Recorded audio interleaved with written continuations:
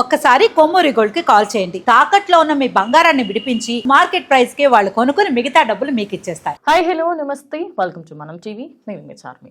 ఈ మధ్య కాలంలో ఎప్పుడో శివాజీ మాట్లాడిన మాటలు ఆయన మాట్లాడడం అయిపోయింది, ఆ సంతంత అయిపోయింది. కానీ ఇప్పటికి కూడా అనసూయకి ఇంకా కక్ష తీరలేదు అనిపిస్తుంది.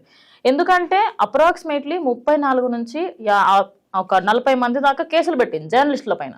అసలు జర్నలిస్టులు చేసిన తప్పేంటి? ఆమె గురించి మాట్లాడడమా, సరిగ్గా బట్టలు వేసుకోమ్మా అని చెప్పడమా అనే దానికి సంబంధించి కంప్లీట్ డీటెయిల్స్ ఇచ్చేందుకు ప్రస్తుతం మనతో పాటు సోషల్ యాక్టివిస్ట్ ప్రియా చౌదరి గారు, అదేవిధంగా అడ్వకేట్ మారెడ్డి మోహన్ గారు ఉన్నారు.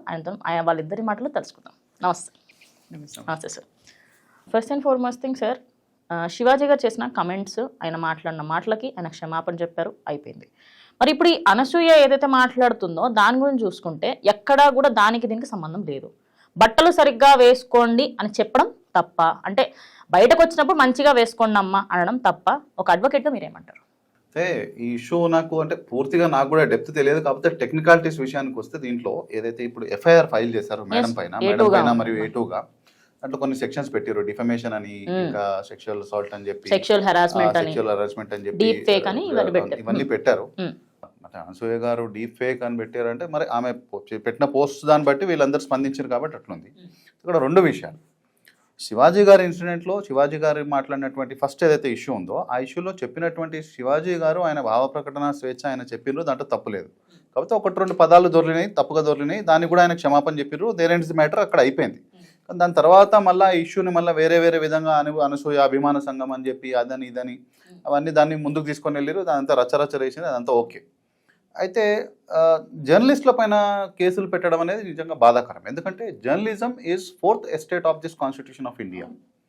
ఎట్లయితే జుడిషియరీ, పార్లమెంట్, ఎగ్జిక్యూటివ్ ఏమంటారు మన లెజిస్లేచర్, ఎగ్జిక్యూటివ్ ఉండాలో, అదేవిధంగా judiciary is the 4th estate of this country. అట్లాంటిది మీడియా పైన ఈ విధంగా కేసులు పెట్టడం అంటే, ఇప్పుడు ఆమె ఏమన్నది, నా ఇష్టము, నా స్వేచ్ఛ, నేను నా బాడీ నా ఇష్టం నేను పోస్ట్ చేసుకుంటాను. వాస్తవానికి ఆమె తప్పు లేదు. ఇప్పుడు ఆమె బాడీ ఆమె ఏ విధంగానైనా చూపించుకోవచ్చు, ఏ విధంగా చేయొచ్చు, ఆమె దాంట్లో ఆమె పోస్ట్ చేసుకోవచ్చు. అదే విధంగా ఒక ఇష్యూ, సమాజానికి సంబంధించినటువంటి ఒక ఇష్యూ ఏదైతే ఉందో ఆ ఇష్యూ పైన స్పందించడం, దానిపైన చర్చించడము, వివిధ రకాల జనాల అభిప్రాయాలు తీసుకోవడం కూడా జర్నలిస్ట్ ఉన్నటువంటి హక్కు. ఇప్పుడు ఆమె యొక్క పర్సనల్ బ్లాగ్లో, పర్సనల్ ఏదైతే సోషల్ మీడియాలో వ్యూయింగ్ కూడా ఓన్లీ పర్సనల్ ఫ్యూ పీపుల్కి పెట్టినా కూడా దాన్ని ఎవరైనా మార్ఫ్ చేసో, లేకపోతే దాన్ని ఇంకా మన హ్యాక్ చేసో, దాన్ని ఫొటోస్ ని బయటికి తీసి చేస్తుంటే అది కరెక్ట్. కానీ ఆమె పెట్టిందే సోషల్ మీడియాలో, అది కూడా ప్రైవసీ రెస్ట్రిక్షన్స్ లేకుండా పబ్లిక్ డొమైన్ లో పెట్టింది. పబ్లిక్ మోడ్ లోనే పెట్టింది ఆమె, ప్రైవసీ మోడ్ లో పెట్టకుండా. మరి అది ఇంకా నా ప్రైవసీ దాన్ని పబ్లిక్ చేసిరనడం, మీరే పెట్టుకున్నారు పబ్లిక్లో. అందరు చూడాలి, వ్యూవర్షిప్ పెరగాలి, పాపులారిటీ పెరగాలి, చర్చ జరగాలి. స్టార్టింగ్లో ఇంతకు ముందుకు జరిగినటువంటి కొన్ని సంఘటనల పైన కూడా నేను ఎక్కడో విన్నట్టు గుర్తు, కి మీరు ఇట్లా మాట్లాడమే నాకు కావాలి, మీరు ఇట్లా చర్చించడమే నాకు కావాలి అని సంథింగ్ ఏదో అన్నట్టు నాకు గుర్తు. చాలా పాత విషయం, ఇంటర్వ్యూలో అన్నారు, నా గురించి మాట్లాడితే నాకు నచ్చుతుంది. మరి ఇప్పుడు మీ గురించి కదా మాట్లాడుతుంది వీళ్ళంతా. అప్పుడు లిమిట్ ఉండే, ఇప్పుడు లిమిట్ దాటింది. Same comes my point. నేనేమంటున్నానంటే, ఒక లిమిట్ లో మాట్లాడితే మీకు కూడా మంచిగా అనిపించింది, లిమిట్ దాటి మాట్లాడితే మీకు మంచిగా అనిపించట్లేదు. అదే విధంగా ఒక లిమిట్ లో వస్త్రధారణ వేసుకుంటే సమాజానికి మంచిగా అనిపిస్తుంది, ఒక లిమిట్ దాటి వేసుకుంటే సమాజానికి మంచిగా అనిపించదు, ఆ సమాజం స్పందిస్తుంది. సార్, నేను మీ దగ్గరకు వస్తాను ఖచ్చితంగా. ప్రియా చౌదరి గారు, మీరు చాలా ఇంటర్వ్యూస్లలో తనని అపోజ్ చేశారు, బట్టల విషయంలో అపోజ్ చేశారు, కానీ ఎక్కడా కూడా తన క్యారెక్టర్ అసాసినేషన్ చేయడము, డీఫేమేషన్ చేయడము చేయలేదు. మరి మీ మీద A2గా, అంటే ఇండైరెక్ట్గా ఇంకా కంప్లీట్గా మీరే మెయిన్ అన్ని అన్నట్టుగా అందులో మెన్షన్ ఉంది. డీఫేమేషన్కి సంబంధించి, క్యారెక్టర్ అసాసినేషన్ సంబంధించి మీరు ఏం మాట్లాడతారు దాని గురించి? ఒకటి, ఇప్పుడు ఏది చెప్పాలన్నా ఇప్పుడు నేను కోర్టులో చెప్పాలి.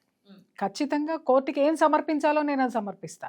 ఆవిడ మాట్లాడిన ఇంటర్వ్యూస్ ఉన్నాయి, ఇంటర్వ్యూస్లో ఆవిడేం మాట్లాడారో ఉన్నాయి. ఆవిడకి భావ ప్రకటన స్వేచ్ఛ ఉన్నప్పుడు ఒక జర్నలిస్ట్గా నా అనలైజేషన్ అనేది డెఫినెట్గా నా అనాలిసిస్ ఉంటుంది. ఆ అనాలిసిస్ ప్రకారమే నేను మాట్లాడాను. ఒకటి. రెండోది, యాజ్ ఏ హిందూ ఉమెన్గా నాకుండేటటువంటి నా యొక్క సంప్రదాయాల మీద, అలాగే ఈ సమాజం మీద నాకుండేటటువంటి ఇది నాకు ఉంటుంది. ఖచ్చితంగా నేను వాటి మీద మాట్లాడేటువంటి హక్కు ఒక హిందూ ఉమెన్గా నాకుంది. కాబట్టి నేను మాట్లాడిందంతా ఏంటి, ఈ విధమైనటువంటి వస్త్రధారణ నా శరీరం నా ఇష్టం అన్నావు. నీ శరీరాన్ని నీ ఇంట్లో పెట్టుకున్నంత వరకు నాకు అభ్యంతరం లేదు. నీ శరీరము మీ వాళ్ళు చూస్తున్నంత వరకు నాకు ఏ అభ్యంతరం లేదు. ఒకవేళ నేను అభ్యంతరం చెప్పినా కూడా అది మీరు క్లెయిమ్ చేసుకోండి. బట్ మీరు పబ్లిక్ డొమైన్లో నీ ఇష్టం వచ్చినట్టు, ఇందాక సార్ చాలా చక్కగా పాయింట్ చెప్పారు. ఒక పద్ధతి వరకు ఆవిడ మాట్లాడినంత వరకు దాన్ని ఎవరు డిఫెండ్ చేయలేదు, తప్పు పట్టలేదు. క్రాస్ అయి మాట్లాడిన తర్వాత ఇవన్నీ వచ్చినాయి. అలాగే బట్టలు కూడా గ్లామర్గా ఉండండి. నేను ఎక్కడ నా ఇంటర్వ్యూస్లో గ్లామర్గా ఉండడానికి వీల్లేదు, తానులు చీరలు కట్టుకోండి, చీరే పాతివ్రత్యమో ఇలాంటివి నేను మాట్లాడలేదండి. ఆమె వేసుకున్నటువంటి బట్టలు అలా మాట్లాడినటువంటి విమెన్ ఎవరైతే ఉన్నారో నేను వాళ్ళకి సమాజం పట్ల ఎలాంటి బాధ్యత ఉండాలో గుర్తు చేశా, సమాజం ఎలా ఎఫెక్ట్ అవుతుందో గుర్తు చేశా. ఇవాళ కొంతమంది మాట్లాడుతున్నారు, ఏమని మాట్లాడుతున్నారంటే మగవాడు చూడొద్దు, మగవాడు ఇది అసలు మగవాడి టాపిక్ ఇక్కడ ఎందుకు వచ్చిందండి? నువ్వు నీ యొక్క గౌరవాన్ని సమాజంలో ఎలా పెట్టాలనేది మాట్లాడుతుంటే మగవాళ్ళు రేపులు చేస్తున్నారు, మగవాళ్ళు అత్యాచారాలు చేస్తున్నారు, మగవాళ్ళు అసలు ఈ టాపిక్ ఎవరు మాట్లాడారు? శివాజీ గారు మాట్లాడింది చక్కగా రండమ్మ, మీరు వస్తే ఇలా అనుకుంటారు అనేటటువంటిది అన్పార్లమెంటరీ వర్డ్స్ మాట్లాడారు. దాన్ని తీవ్రంగా ఖండించాను నేను. ఒకటి. ఇంకోటి, నేను శివాజీ గారి పర్సనల్గా ఫోన్ చేసి కూడా నేను మాట్లాడాను. శివాజీ గారు మీరు ఒక్క 2 విషయాలు అనకుండా ఉంటే చాలా గౌరవంగా ఉండేది. మీరు అనడం అనేది ఆయన మనస్ఫూర్తిగా ఆయన యాక్సెప్ట్ చేశారు. అవునమ్మా నేను తప్పే మాట్లాడానమ్మా, ఎట్లా మాట్లాడానో నాకు తెలియదు, నా నోట్లో నుంచి అలాంటి పదాలు ఎట్లా, నేను మళ్ళీ మీకు కూడా నేను క్షమాపణ చెప్తున్నాను ఉమెన్ దీని తరపు నుంచి కూడా అని చెప్పేసి హోల్ హార్టెడ్గా ఆయన క్షమాపణ చెప్పాడు. అక్కడితో అయిపోయింది. మళ్ళీ పబ్లిక్ డొమైన్లోకి వచ్చి నేను వీళ్ళందరినీ ఏం చేయాలి, నేను వీళ్ళని వేసైనా, వీళ్ళని ఉంచైనా, వీళ్ళని పారైనా అంటే ఎవరిని ఉద్దేశించి అన్నావు? నిన్ను ఉద్దేశించి అనలేదని అన్నప్పుడు మేము కూడా నిన్ను ఉద్దేశించల్లా. ఎవరైతే పబ్లిక్ని ఇన్ఫ్లుయెన్స్ చేస్తున్నారో, అది కూడా చెడు మార్గంలో వెళ్తున్నారో, అది కూడా యూత్ని మిస్లీడ్ చేస్తున్నారో, మిస్గైడ్ చేస్తున్నారో, అటువంటి వాటి మీద ఖచ్చితంగా పోరాడతాం. ఎందుకో చెప్తాను. ఒక ఆడపిల్ల తల్లినండి, ఒక ఆడపిల్ల తల్లిగా నువ్వు వేసుకున్నటువంటి డ్రెస్సే నా ఇంట్లో ఉన్నటువంటి పిల్లలు వేసుకుంటాము, అలాగే పబ్లిక్ డొమైన్లో పెడతామంటే నీకు ఇష్టమేమో, నీ గురించి అందరూ మాట్లాడుకోవాలి అనేది నీ ప్యాషన్ ఏమో, కానీ నా పరువు నేను చచ్చిపోతాను. ఎవడన్నా వచ్చి అంత దరిద్రమైన మాటలు మాట్లాడుతూ, అంత దరిద్రమైన కామెంట్స్ నా బిడ్డని మాట్లాడితే అది నేను భరించలేనండి. ఆడపిల్ల తల్లికి ఎవరైనా నీ వల్ల టీనేజర్స్ ఇన్ఫ్లుయెన్స్ అవుతున్నారు, ఆడపిల్లలు నీ వల్ల మగ పిల్లలు ఇన్ఫ్లుయెన్స్ అవుతున్నారు. ఇలాంటి చర్యల వల్ల, నీ వల్ల కాదు, నువ్వు వేసుకునేటటువంటి వస్త్రధారణ వల్ల అది ప్రొవకేటింగ్ గా ఉంది, అది ఇన్ఫ్లుయెన్స్, ఆడపిల్లల్ని ఇన్ఫ్లుయెన్స్ చేసే విధంగా ఉంది, మగ పిల్లల్ని ప్రొవకేట్ చేసే విధంగా ఉంది. వాళ్ళ బ్రెయిన్ ఎంత ఆలోచిస్తుందండి? వీళ్ళు కూర్చొని శుద్ధులు మాట్లాడుతున్నారే చాలా మంది, ఇలా ఉండాలి సమాజం అలా. మరి ఇన్ని సంవత్సరాలు మీ పోరాటాలే ఉన్నాయి కదా దేశంలో, మరి ఎందుకు ఉంచలేకపోయారు మీరు? మరి మీరు చేసిన పోరాటాల్లో కూడా ఎందుకు ఇన్ని ఉన్నాయి? మాట్లాడుకుందామా కూర్చొని? ఎవరు ఏ పోరాటాలు చేసి ఏం మార్చారండి? ఏమీ మార్చలా.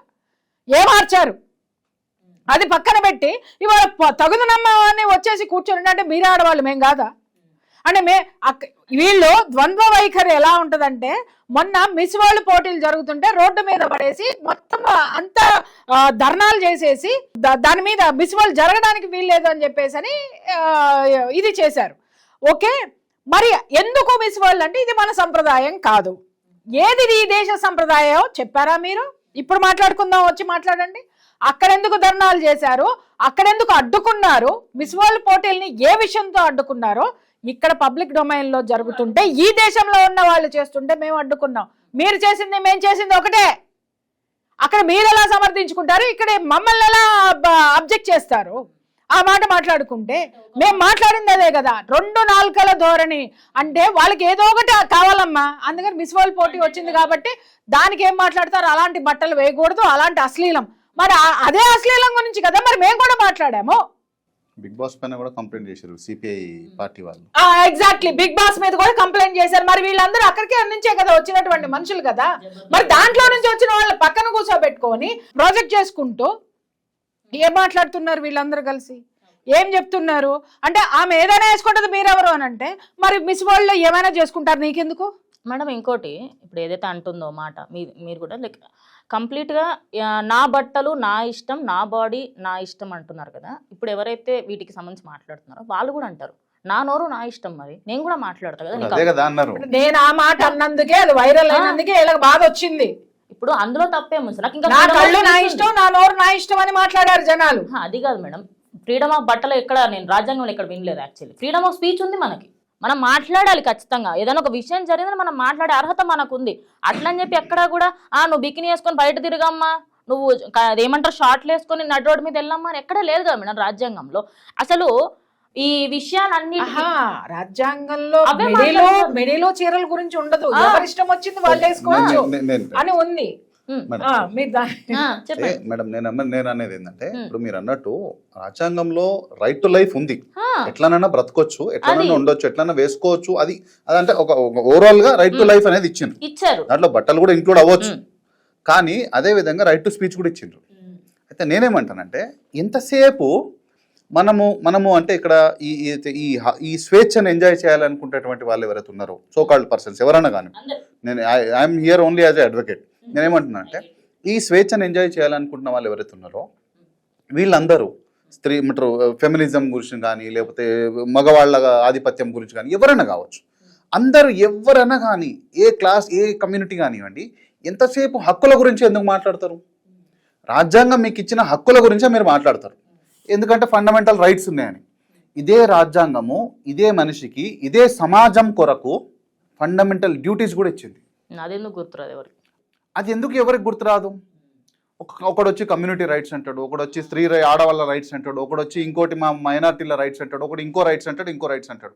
దేశాన్ని నాశనం చేయడానికే మీకు ఎంతసేపు రైట్స్ను వాడుకుంటారు తప్ప డ్యూటీస్ ఎందుకు వాడుకోవట్లేదు? బాగుపరచడానికి ఏం చేయని శాతం డ్యూటీస్ అనేది కూడా ఒకటి ఉంది కదా, మొరాలిటీ అనేది ఒకటి ఉంది కదా. డ్యూటీస్ అనేది మొత్తం మొరాలిటీ గురించి చెప్తుంది. డ్యూటీస్ అనేటిది ఎక్కడ కూడా కంపల్షన్ చెప్పదు, కానీ మోరల్గా సమాజం బాగుండడానికి సమాజమే ఈ సమాజానికి ఇచ్చినటువంటి రాజ్యాంగం ద్వారా ఈ సమాజానికి ఇచ్చినటువంటి ఒక మొరాలిటీ అది. ఆ మొరాలిటీ పట్ల మీకేం బాధ్యత లేదా? ఒక స్త్రీగా ఎంతసేపు స్త్రీ స్వేచ్ఛ స్త్రీ హక్కుల గురించి మీరు ఖాళీ బట్టలు ఇప్పడాన్నే మీరు క్రైటీరియాగా పెట్టుకున్నారా? శ్రీమతి ఇందిరాగాంధీ గారు ఎంత పవర్ఫుల్, ఎంత డైనమిక్ లీడర్. ఈరోజు బంగ్లాదేశ్లో జరుగుతున్నటువంటి అల్లర్లను చూస్తుంటే ఆమె గుర్తొస్తున్నారు. ఆ రోజు ఎటువంటి పరిస్థితి ఉండే అనేది. అయితే నేనేమంటున్నానంటే ఆమె ఈ విధంగా బట్టలు వేసుకుంటారా? ఆమె స్వేచ్ఛ ఆమె డైనమిజము బట్టల్లో చూపించిండ్రా? ఆమె క్యాబినెట్లో ఆ రోజుల్లో ఒక వర్డ్ వినేవాళ్ళంట. మా తాతగారు మా నాన్నగారు చెప్పేవాళ్ళు, మొత్తం ఇందిరాగాంధీ గారి క్యాబినెట్లో ఒకరు మగవారంట. మొత్తం క్యాబినెట్లో ఎవరా మగవాళ్ళు అంటే ఇందిరాగాంధీ గారు. అది ఆమె చూపించినటువంటి డైనమిజం, ఈక్వాలిటీ, స్వేచ్ఛ, ఫ్రీడమ్ అన్నీ అది. ఇప్పుడు మీ రోజు ఉన్నారు, మీరు ఇద్దరే ఉన్నారు. ఎవరే ఎందుకు? మీ ఇద్దరు మంచిగా వేరే ఉన్న జర్నలిస్టులకు సమానంగా జర్నలిజం చేస్తున్నారు, మీ లైఫ్లో సంపాదిస్తున్నారు, మీకు స్వేచ్ఛగా కావాల్సింది తింటున్నారు, కావాల్సిన దగ్గర తిరుగుతున్నారు. మీ స్వేచ్ఛ మీ ఈక్వాలిటీ అనేది బట్టలుగా డిసైడ్ చేస్తున్నాయా? మీ ప్రొఫెషన్లో ఉన్నటువంటి డైనమిజం, మీ ఈక్వాలిటీ, మీ ఫ్రీడమ్ డిసైడ్ చేస్తుందా? నా ప్రొఫెషన్ 100%. మీకు ఇప్పుడు అనసూయ కూడా సమాజాన్ని మోసం చేస్తుందండి. ఎట్లానండి? అనసూయ గారు ఆమె ప్రొఫెషన్కి సంబంధించినటువంటి గ్లామర్ అనే కంటెంట్ని ఆమె సమాజానికి స్వేచ్ఛగా చూపిస్తుంది. అనసూయ గారికి బట్టలు ఇప్పుకొని అది ఆమె స్వేచ్ఛనే ఉండొచ్చు కనుక స్వేచ్ఛ అని అంటున్నారు, కానీ that is her daily meal. తన గ్లామర్ అనేది తన ఇండస్ట్రీలో ఉంది కాబట్టి తనకు అది నెసెసిటీ. అందరికి అది నెసెసిటీ కాదు. నీ నెసెసిటీని నువ్వు అందరికి ఫ్రీడమ్ లాగా ఎందుకు చూపిస్తున్నావు? ఎగ్జాక్ట్లీ, నేను అదే ప్రశ్నించాను. ఆవిడ కేసు కూడా అదే పెట్టింది సార్. నీ అవసరాన్ని నువ్వు మిగతా వాళ్ళకు ఫ్రీడమ్ చూపిస్తున్నావు. ఈ పాయింట్ ఎవరు మాట్లాడట్లేదు. నా ఫుడ్ ను పోగొడుతున్నారు వీళ్ళనే మాట్లాడింది ఆవిడ. సమాజాన్ని మిస్లీడ్ చేస్తుందా? సమాజాన్ని మిస్లీడ్ చేస్తుంది. నేను ఏమంటున్నా అంటే ఇదే అనసూయ గారిని నేను చిన్న మాట్లాడుతున్నాను. ఈ సమాజంలో మనము జనరల్గా క్రైమ్ న్యూస్ చూడండి మీరు. రేపులు జరిగినప్పుడు, పోక్సోలు జరిగినప్పుడు పోలీసు వాళ్ళ నోటి నుంచి కొన్ని చోట్ల అడప కొంచెం హయ్యర్ అఫీషియల్ మాట్లాడుతున్నప్పుడు వినండి మీరు. లేదా ఉమెన్ యాక్టివిస్టులు కొంతమంది చేసిన ఇష్యూస్లో త్రూ అవుట్ ది నేషన్ చూడండి. క్రైమ్ పెరగడానికి రీజన్స్ ఏందండి? ఒక్కసారి బాగా చూడండి, బాగా గమనిస్తే main reason is porn sites. ఈ పోర్న్ సైట్స్ అనేది చూసే స్వేచ్ఛ వీడికుంది, చేసే స్వేచ్ఛ చేసే వాళ్ళకుంది. మరి మధ్యలో పోలీసులకి ఏంది బాధ? ఈ మాట మనం అంటే దానికి వచ్చే ఆన్సర్ ఏంటంటే, అరే పిచ్చోళ్ళారా, అట్లాంటి బూతు అట్లాంటి టెంప్టింగ్ అవి చూసే ఈ పిల్లలు టెంప్ట్ అయ్యి దాన్ని ఎటు తీయాలో అర్థం కాక అమాయకమైనటువంటి ఆడపిల్లల మీద, బట్టలు నిండుగా వేసుకున్నటువంటి ఆడపిల్లల మీద కూడా తీస్తున్నారు. దానికి రీజన్ ఏంది? నువ్వు కనిపించవు, నువ్వు దొరకవు, కానీ నువ్వు చూపించేది చూపిస్తావు, నువ్వు కలవవు దొరకవు, చూపించేది చూపిస్తావు, వీడు టెంప్ట్ అవుతాడు, ఇంకో అమాయకమైన ఆడపిల్ల జీవితం అక్కడ నాశనం అవుతుంది. దీనికి మెయిన్ కోర్ పాయింట్ ఇది ఎందుకు రూట్ కాజ్ ఎవరు? అప్పుడు పాపులారిటీ ఎలా వస్తుంది? నేను అదే అంటున్నా. కాదు ఇక్కడ మోహన్ గారు ఒక్కటి, ఇక్కడ వీళ్ళు మాట్లాడేది ఏంటంటే వాళ్ళు అది కూడా అదే మాట్లాడుతున్నారు అని అంటే, ఇక్కడ చూసి వాడు అక్కడ ఎందుకు చెయ్యాలి, ఇది చెప్పరు సమాజానికి. ఏం చెప్తున్నారు, వాడు చిన్న పిల్లల మీద చేస్తున్నారు, బట్టలు నిండా వేసుకున్న వాళ్ళ మీద చేస్తున్నారు, ముసలమ్మల మీద చేస్తున్నారు. అరే ఎందుకు చేస్తున్నారంటే వాడికి కండకావరం ఎక్కి ఎందుకు చేస్తున్నాడు మాట్లాడు. నేను మాట సరే, వాడి కండకావరం ఎక్కి అది తప్పే వాడు చేయాల్సింది. మరి అట్లాంటప్పుడు బాల్య వివాహాలను ఎందుకు వ్యతిరేకిస్తున్నారు? భగవంతుడు న్యాచురల్ గా ఇచ్చినటువంటి ఏజ్ ఏంటో తెలుసా మ్యారేజ్ కి? 69+. ప్యూబర్టీ పీరియడ్ అంటారు దాని లీగల్ లాంగ్వేజ్ లో. 13 అయితే దాని కొంచెం మళ్ళీ శరీరంలో ఆరోగ్యం వంట బట్టి అంత ఒక ఆడపిల్లకి కావాల్సినటువంటి జెనెటిక్ ఫార్మేషన్ ప్రాపర్ గా జరిగిన తర్వాత రైట్ ఏజ్ 16+. దాన్ని మనం గవర్నమెంట్ 18 మరి ఎందుకు మరి 16+, 18 లోపల చేసే పోక్సో కేసులు ఎందుకు పెడుతున్నారు అంటే దానికి ఒక టెక్నికల్ అనలైజేషన్ అనేది చట్టం ద్వారా ఈ రాజ్యాంగము చేసి పెట్టింది. అదే విధంగా ఇప్పుడు మరి మీరు ఈ విధంగా టెంప్టింగ్ బట్టలు చూపించేసి రెచ్చగొట్టేసి పిల్లల్ని సినిమాల ద్వారానో హీరోయిన్ల ద్వారానో లేకపోతే అనసూయ గారి ద్వారానో, మీ స్వేచ్ఛనే, నేను తప్పు కాదంటలేనమ్మా. కాకపోతే మీరు రెచ్చగొట్టి వదిలిపెట్టిన పిల్లలు వాళ్ళకి అక్కడ బయటకు పోయిన తర్వాత ఒకడు మంచోడు ఉంటాడు, ఒకడు చెడ్డోడు ఉంటాడు. నీ చేతిలో ఉన్న 5,000 ఒకలాగా ఉండవు, సమాజంలో అందరు ఒకలాగా ఉంటారా? పోనీ ఇట్లా చూసి టెంప్ట్ అయిన ప్రతివాడు పోయి రేపులు చేస్తలేరు, ఎవరి దారులు వారికి ఉంటాయి. కాకపోతే ఇక్కడ ఒక విషయం ఏంటంటే, ఇన్ దట్ కేస్ మీరు చెప్పినట్టు చిన్న పిల్లలు ముసలోళ్ళ మీద చేస్తున్నట్టే వాడు రాక్షసుడు, వాడు దరిద్రుడాడు.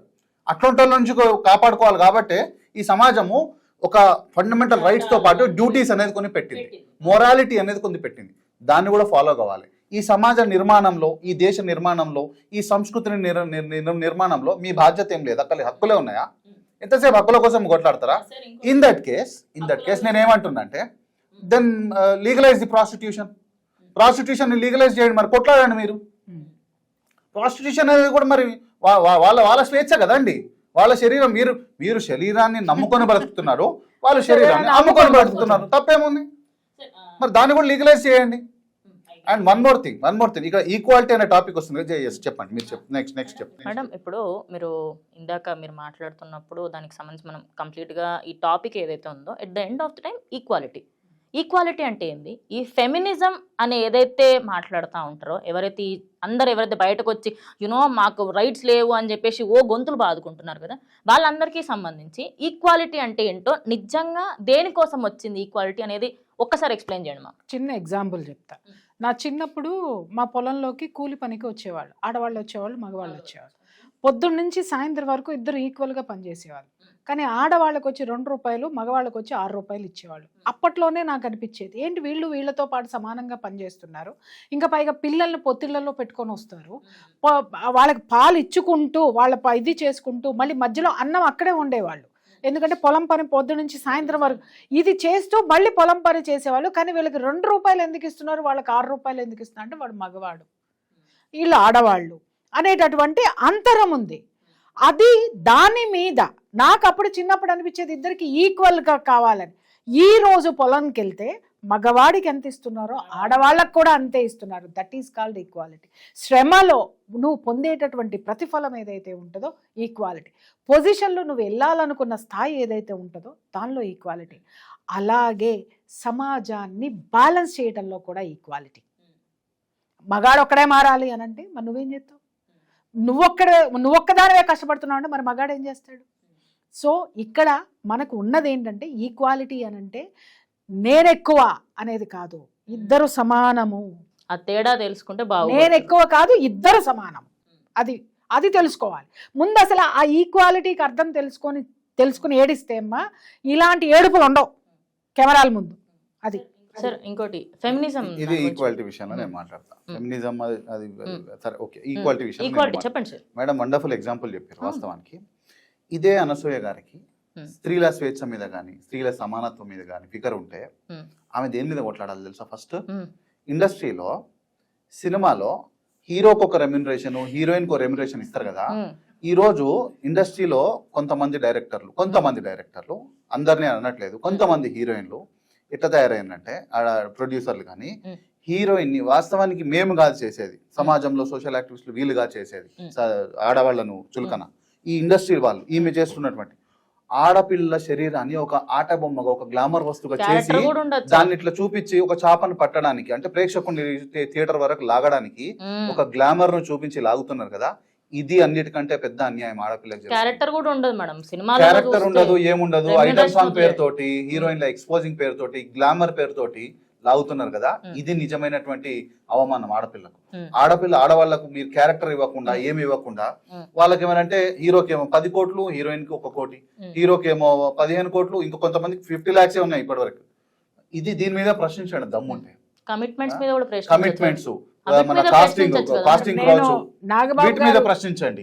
నాగబాబు గారు అన్నప్పుడు నేను అదే కదా ప్రశ్నించాను, కాస్టింగ్ కావచ్చు ఫిల్మ్ ఇండస్ట్రీలో ఎందుకు ఉంది, ముందు దాని గురించి మాట్లాడదాం. ఇంకొకటి పెద్ద విషయం ఏంటంటే సినిమా హిట్ అయితేనేమో హీరో తోపు, ఫెయిల్ అయితేనేమో హీరోయిన్ ఐరన్ లెగ్. అవును, ఇది ఎక్కడ న్యాయము?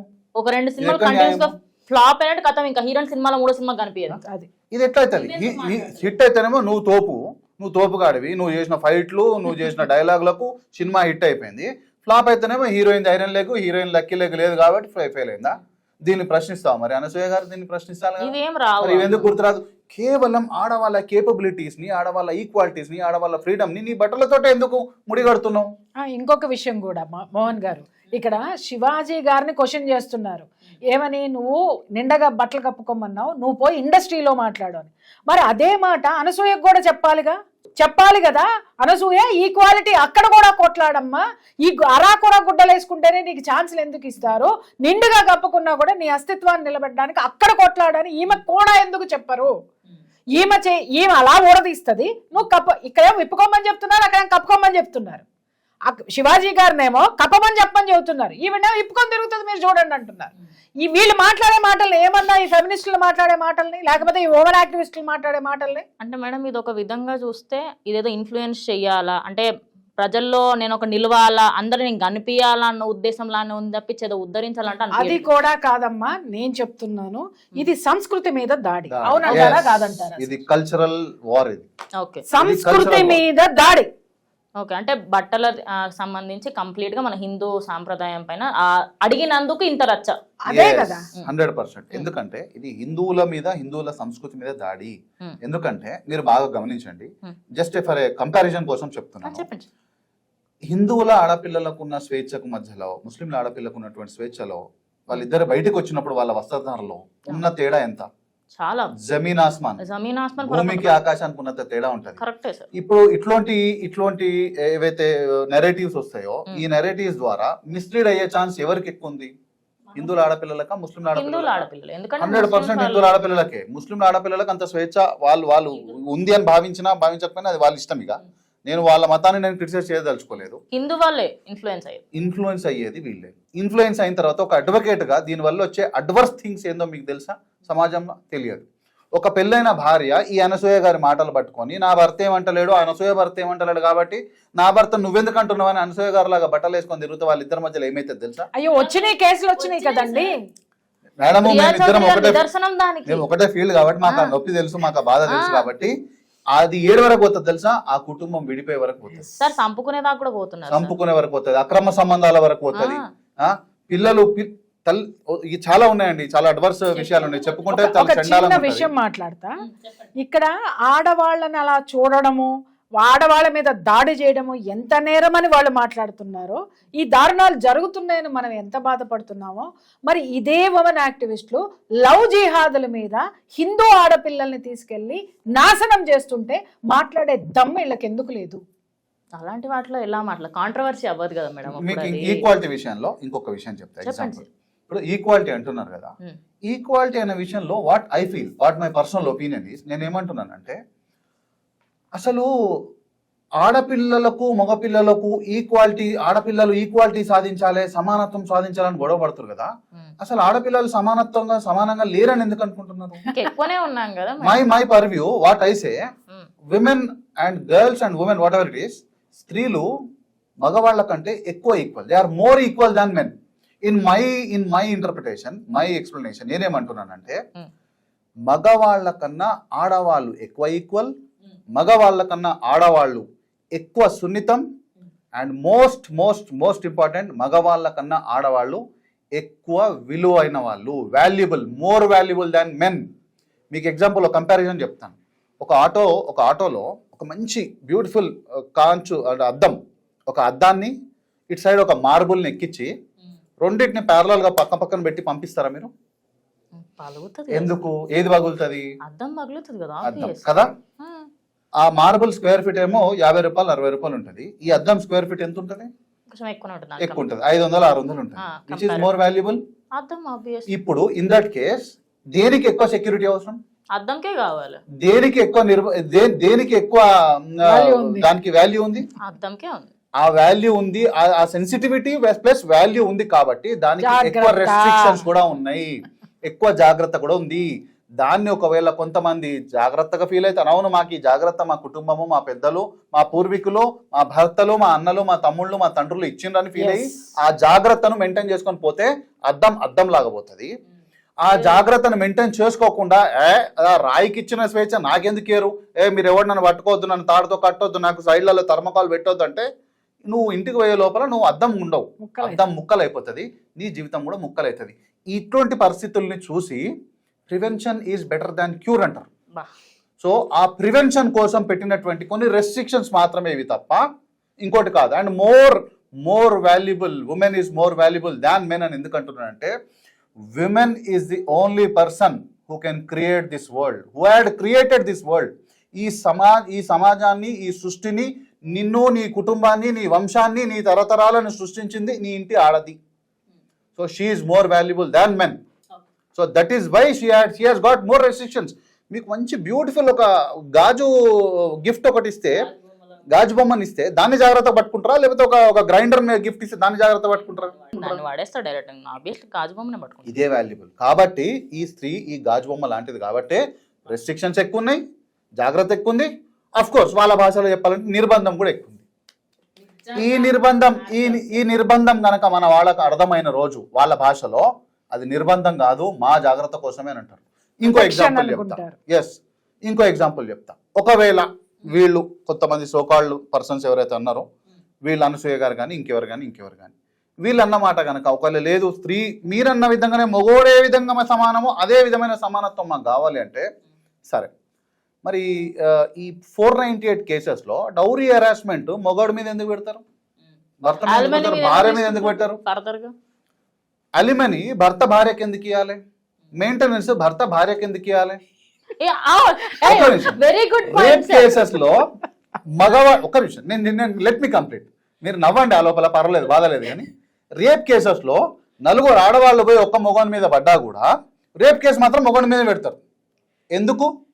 మరి ఇవన్నీ రివర్సల్ చేయండి, వీటి మీద పోరాటం చేయండి, మీరు అనే సమానత్వం వచ్చేస్తారు సగం.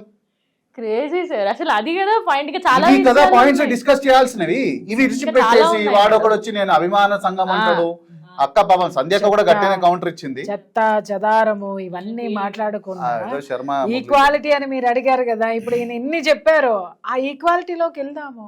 మనం కట్నం ఇస్తున్నాము, వాడికి ఇస్తున్నాము. Beautiful thing. అసలు కట్నం అనే సిస్టమే క్యాన్సల్ కావాలి, డౌరీ అనే సిస్టమే క్యాన్సల్ ఎందుకు ఇచ్చి చేసుకోవాలా?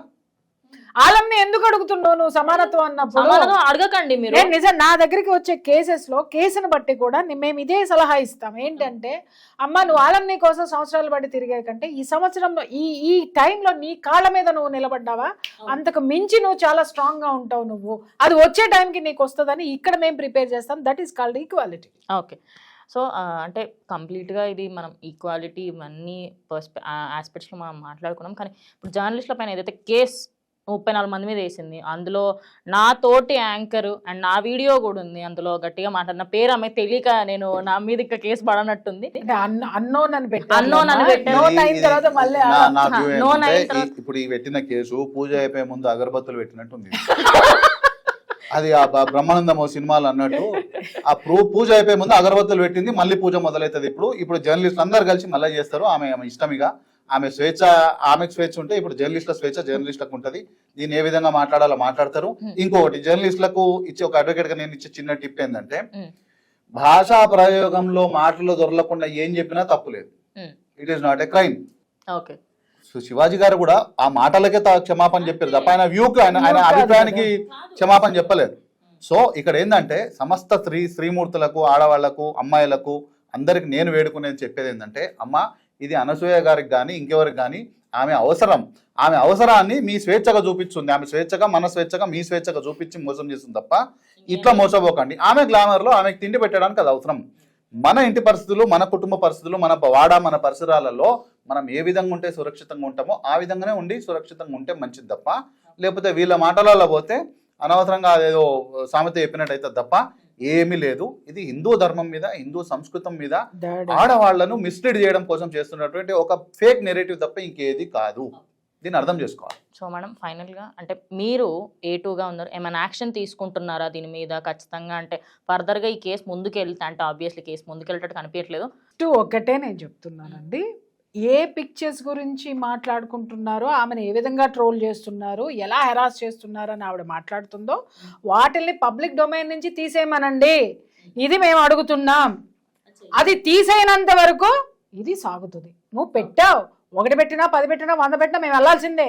కానీ ఇక్కడ ఏదైతే ఉందో, సమస్య ఏదైతే ఉందో దాన్ని అయితే మాత్రం ఊడుస్తాం, ఊడకుండా మాత్రం ఉన్నాం.